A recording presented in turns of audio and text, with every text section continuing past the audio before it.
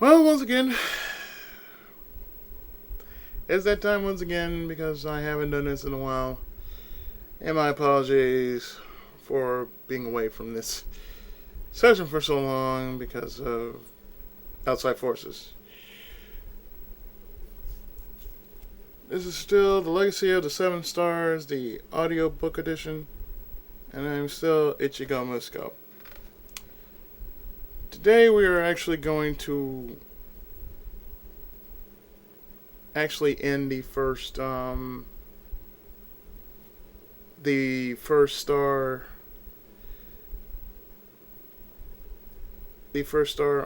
chapter, because there are 3 chapters and I like to finish them on something quite decent. So we are going to jump into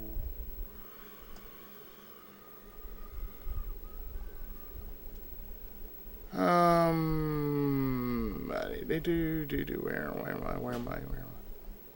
Something real close, and what the hell just happened? Let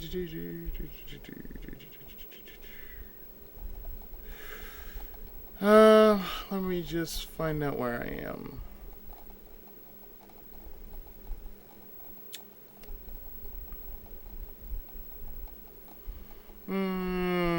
Oh, that's too far. Let me just scoot this bit.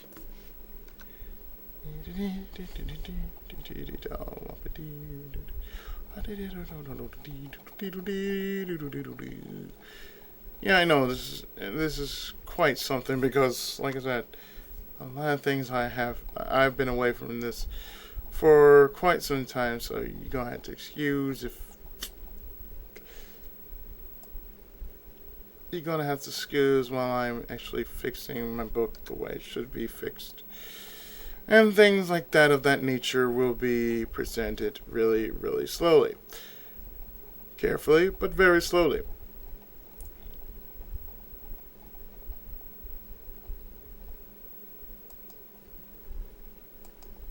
Okay. Just making some changes, so therefore I am just going to run it a bit, find myself at my actual stop point, and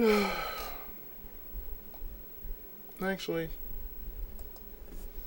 yes, I'm actually fixing this stuff as I'm actually trying to finish everything, just trying to make everything look really, really, really, really, really, really, really, really, really, really, really, really, really, really good.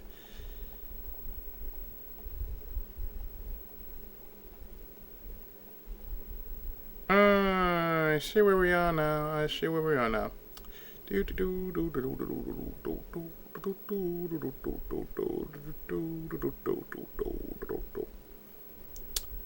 think what I'm going to do is just jump on into a bit of the second chapter this time around. So we start off at chapter 9, Foreboding Winds. Somewhere in the early summer, Lance, who was now 20, and his daughter Velvet, who was now 5, moved on. Their permanent place of residence is Castle Dragoon. It had been a trying time for them since Lady Velvet abandoned him. He ended up divorcing her and raised Velvet on his own, teaching and training his ways and the ways of their family. Velvet grew to a delightful and promising young girl. She admired and loved her father so much that she had gone with him to work since she was little. She looked up to him as she stood guard with him. Felt relieved knowing that his child was there with him, and thus he wore a smile to him whenever he was on duty at Moonstone. Lance's new love interest was more on a familiar level, more ways than one. Hello, love. A faint purr followed as his face turned beet red, with a smile falling. Hey, he muttered. He muttered in a cheeky, deep voice. Kissed her on the cheek. At this time, he was seeing White Tigress, and she was more than eager to fill the void in Lance's heart and bring about faith to Velvet's life. Tig always had a soft spot for him, plus he was incredibly handsome and his men were cute as well. On this day, he proposed to her and was to have her as his new wife. Strangely enough, there was something in the air as Lance gazed out into the blue skies. Later that evening at Castle Dragoon, Lance and Tig celebrated their proposal as the night was drawing to a close. "So tomorrow I'll be Mrs. Lance Dragoon, huh?" she giggled, curling and purring to him. "Tig, I'm shocked you'd say that. Besides, you're not old." Smiling to her as he caressed her back. "We shall see, Lance." She leaned up, licking him squarely on the nose as she went to sleep. He smiled to her in return as he drifted off to sleep as well. During the night, Lance received a telepathic message from the goddess. She explained that a war broken out and all of the Dragon Knights are needed to return to Lunar. In the actual book, I actually changed the name Lunar to Silver. Awakened, he slipped out of Tig's grasp and written a note for her. With that, he took his daughter out her bed and vanished back to Lunar. This was the last time that anyone ever saw Lance,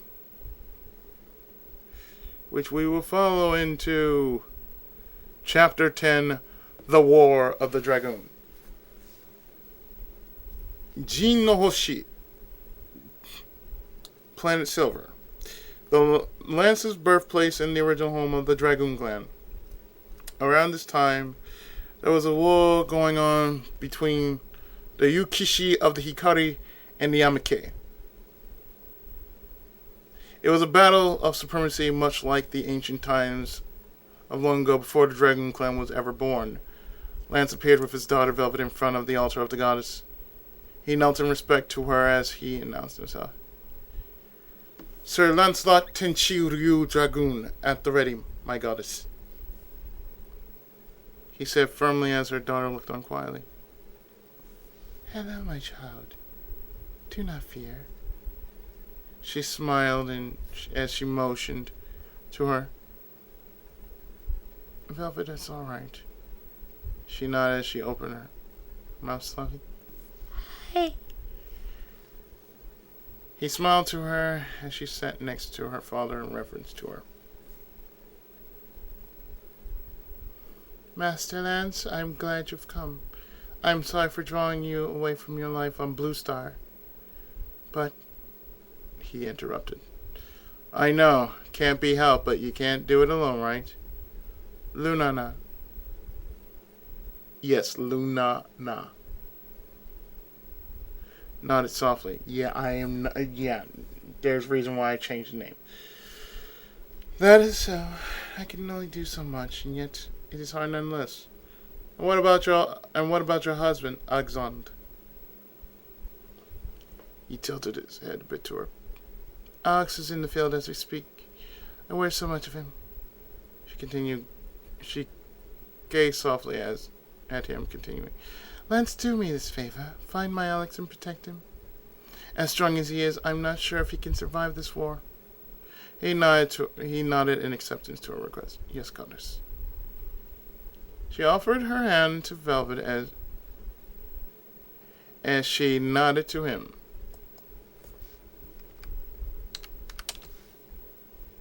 "Come, Velvet. I'll take care of you while your father is away."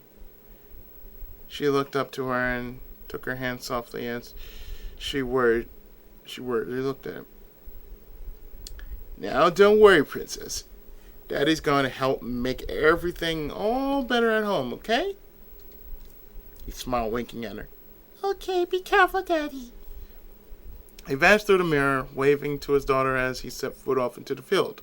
Traveling through space and magic, he approached the war zone with Crescent Blade already in hand.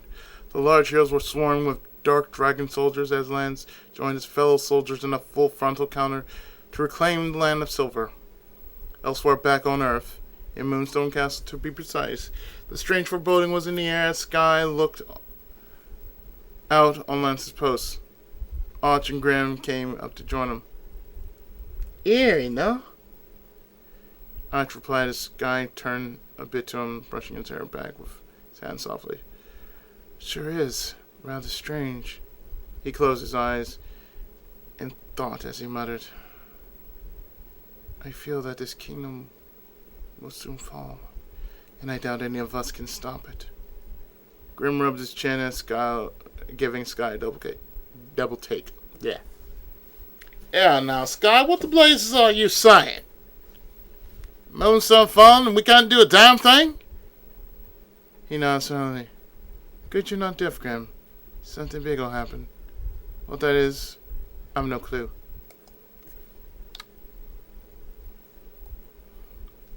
There have been many attacks before lands vanished. A few weeks back, Clover, Crimson's evil brother, came on the scene and tried to take over the castle. But to no avail, his plans were foiled, and so was another enemy that Lance faced before his disappearance, Mystic Mauler, an evil wizard whose sole purpose was to rule the land of his dark magic, but he too failed in being beaten by the valiant efforts of Sir Lance. Although they were strong foes, they never gave up in sieging the castle, which also includes one whom is seeking revenge on his first defeat in Moonstone, Sir Dragon. So was to become a Moonstone? No one really knew, not even Lance himself, yet he was often curious of what was going on in Moonstone. Days turned into nights as well as weeks to months, up to the month of Red. Lance and Alex were pondering their own futures, wondering exactly where they were bound to go. Of course, Luna has Alex and their unborn child to return to. Lance has only Velvet and pretty much is it to return to. Mainly he worried over how things would turn out if he returned. If he would have a family to come back to. If he had someone waiting for him. Besides his daughter. All these thoughts surrounded him. There'll be someone waiting for you. Don't you worry about that. Alex smiled to him, patting his shoulder. Let's win this thing so we can go home. He got up as he lowered his helm over his head. Lance nodded as he pulled out his bandana and wrapped it around his forehead. Let's go! He shouted as he and the other dragon soldiers charged the enemy. Swords and magic clashed as soldiers were falling left to right, both parties suffering equal amounts of damage. Lance and Alex, being battle-ridden and exhausted, were the only soldiers standing. The smoke cleared as the field was full of fallen soldiers. Blood shed as far as the eye could see. And there they saw the most fearsome of all, Garde des Forces. My, look how dirty we are, he smirked. And look at the mess you two made. I guess you have more of a bloodlust than hope. And you think you can defeat me? Laughing afterwards.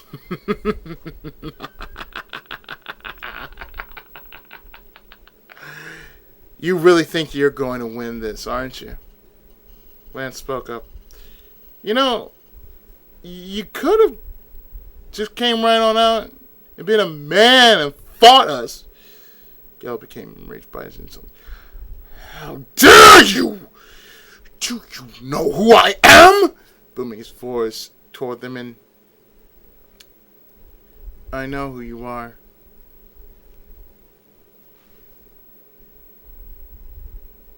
And why is that there?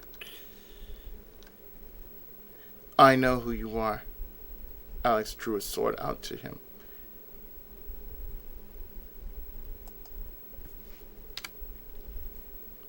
You used to be something and meant something. But you are nothing but a small man. Weak-minded, not worth the respect that I believed in when I was a child. Gale was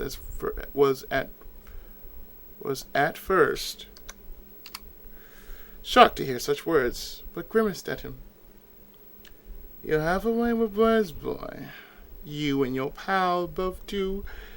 But I shall get rid of you once and for all! They clashed swords with him, Lance and Alex striking blows with Gale as he was countering back with his own sword. The sun was setting as the battle raged on, both heroes up against the most feared enemy on the planet and their future hanging in the balance.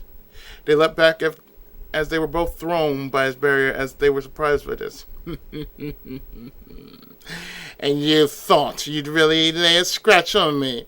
Really, boys, you can't beat me with those toy swords of yours. Thrusting out his hand, he blasted them with thunder as Lance rose up with his cape, creating a shield to protect them from its powerful magic. You can't win this divorce.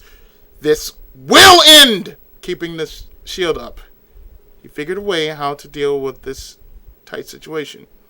He flared up the shield as it surrounded them with such power. It blinded him for a short time. God, what is this? He shrieked as he stepped back as a shadow emerged from the shield and thrust the goddess sword deep in his heart as Lance fired a beam shot at point-blank accuracy, palm first eliminating him from existence. There was a silent calm after the war ended. A soft wind brushed against him as he looked about the desolate land, soaked with the fallen lives of many soldiers whom fought to protect this land that lasted for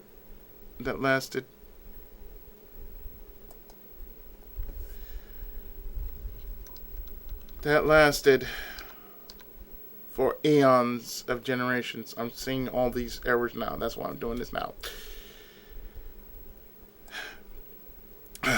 They made a huge gravesite for light and dark soldiers alike. Having said their respects, they went back to the mirror, crossing through to the other side where Luna and Velvet were waiting. While Luna and Velvet came in from the courtyard, the mirror shined as Luna stepped through, looking around. As Velvet looked up, she ran and tackled her dad from behind, and she fell down with a smile. Gotcha! She smiled, hugging him as he held her. Young lady, you've grown strong. She snuggled in his arms and smiled at him. Hi, Daddy, I missed you. She replied as he sat up holding her. As Lunana looked up, she let out a small sigh, thinking that her beloved husband was lost. So as she came in, she feigned a smile. Welcome back, Master Lance. Thank you for your help. She spoke softly to him as he stood to her and bowed to her.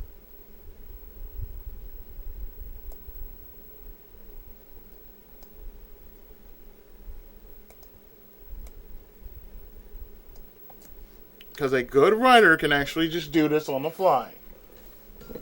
That's what I just did.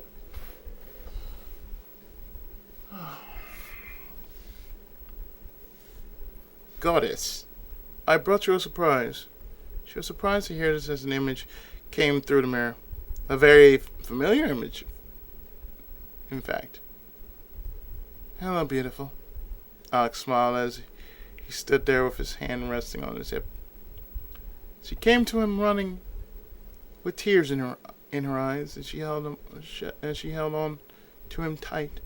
Alex, I thought...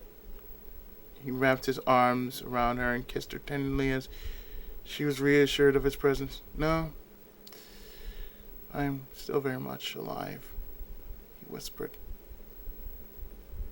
as he held her close. Boy, I've been really away from this book for so long. The next day, Lance and Velvet said their farewells to Alex and Luna. They promised to keep in touch through letter and promised to meet up again. There was indeed a new sense of peace that breathed into the land of silver, and for our hero, which peace was all he could ever hope for. And that, my friends, was the end of the first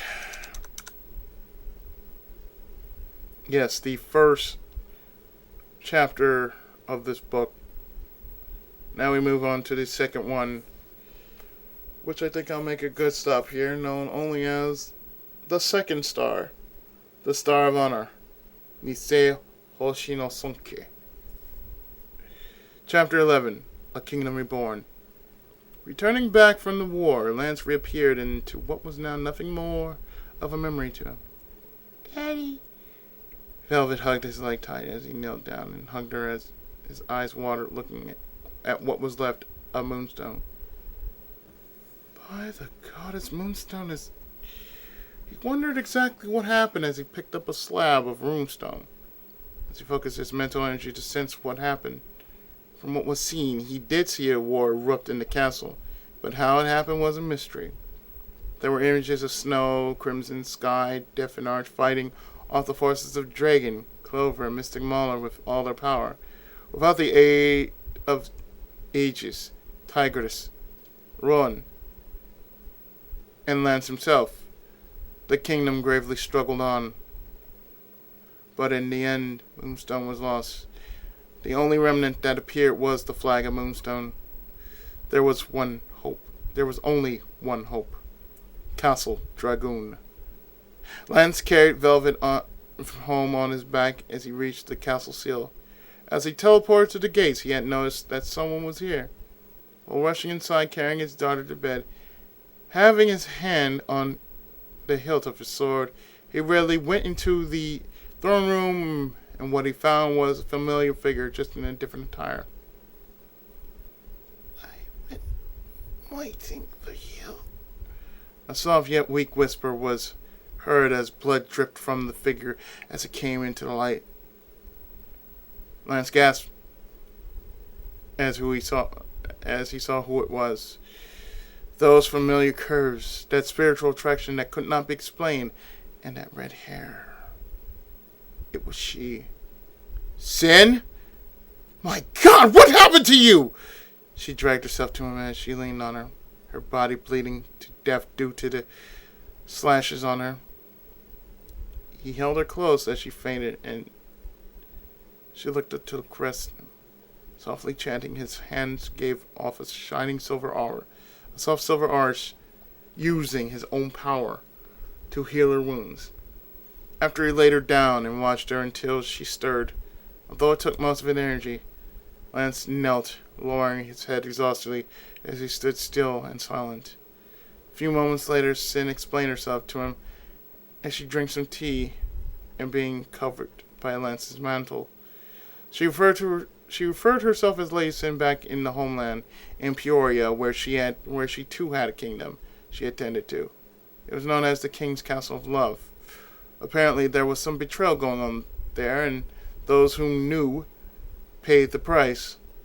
Lance offered to her to join him in his quest to right the wrongs in the land. Sure, it would be an honor to join you, Lance. She smiled as she placed her tea down.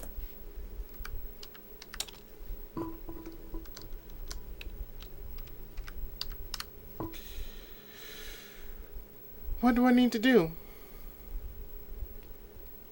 He stood up and drew his sword as he'd taken his place in front of the throne. His blade shimmered beautiful silver hue as he asked her to kneel in front of him. In a sweep, he rested his blade to her shoulder as he began. Lady Cynthia, do you vow your allegiance to Yuki